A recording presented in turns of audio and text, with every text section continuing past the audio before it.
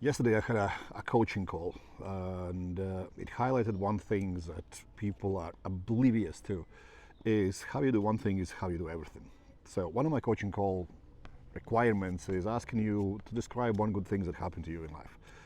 So yesterday I talked to one of my Iron Ninjas about this thing, and he said, well, nothing really happens that is good in my life because all the little things that are happening that I could describe as good, hey, I found a parking space and whatnot, they don't really register as being good because they are insignificant. And here is the caveat that if you can't find good stuff in anything small, you're always going to be anxious, you're always going to be miserable. It might not necessarily come across as you are really kind of down, but in reality it will weigh on you because you're always expecting something or always dwelling on past that these things were much better at some point in your life. And this person specifically, he acknowledged that, like, hey, I'm not really down and this and that, and at the same time he had gone through a lot of mental things that did stress him out just recently.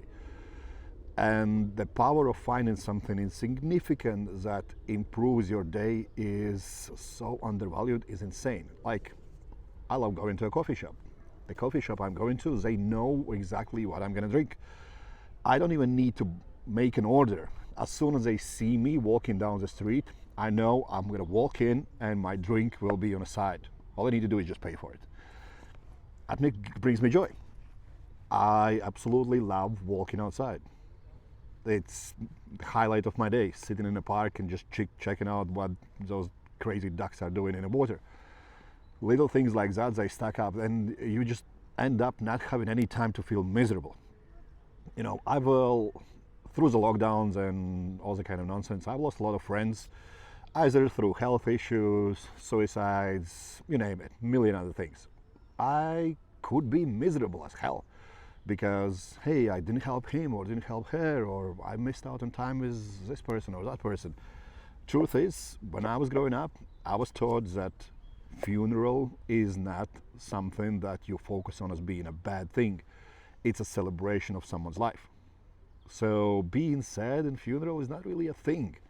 It's gone, it's done. The person is out. That's it. So remember it for whatever the hell you kind of can, in a good, positive manner. Tell some jokes, tell some funny stories, and let them go. You know, there is really no good justification about why you need to feel miserable for years and years and years and years when person has already passed. Like, focusing on past, it's just not going to get you anywhere. Same like focusing on future too much is not going to get you anywhere. Being present and acknowledging little things that are happening throughout the day is extremely important. And this brings me to the gym, the fitness, the health, the environment, and all these kind of things. People are just so overemphasizing this, chasing numbers and chasing this and chasing that. Just acknowledge that you showed up. You know, like I said at the beginning of this video, how you do one thing is how you're going to do every single thing. So if you are literally deliberately holding yourself back from feeling good because every single day needs to be some kind of miraculous highlight just for you to feel good, I can guarantee you are probably not the nicest person to be around, because you're always going to look like miserable. You're always going to look like somebody who is draining everyone else's energy, and so on and so forth. So just mindfully acknowledging that you need to change. And one important thing is that we are so married to our identity, we don't want to let it go. Same as this person yesterday. I'm just that kind of person. I've never done like this. I've never focused on that. I've never spoken like this. I never looked into these things. Has this person served you enough to be where you're at? And is this the person you need to move forward? More often than not, if you're reaching out to me, you need to be a completely different person. And sticking to what you have always done is getting nowhere. Like, if you are working with me, you need to acknowledge that the first thing we're gonna do is create a completely different identity for you to achieve the results you're after. I don't care how much body fat you lose. I don't care how much pound you lose. I don't care how much muscle you put on. If by the end of our work you are not mentally different And by that I mean mentally somebody that can withstand all kind of stresses thrown at you, then I've failed. Simple as.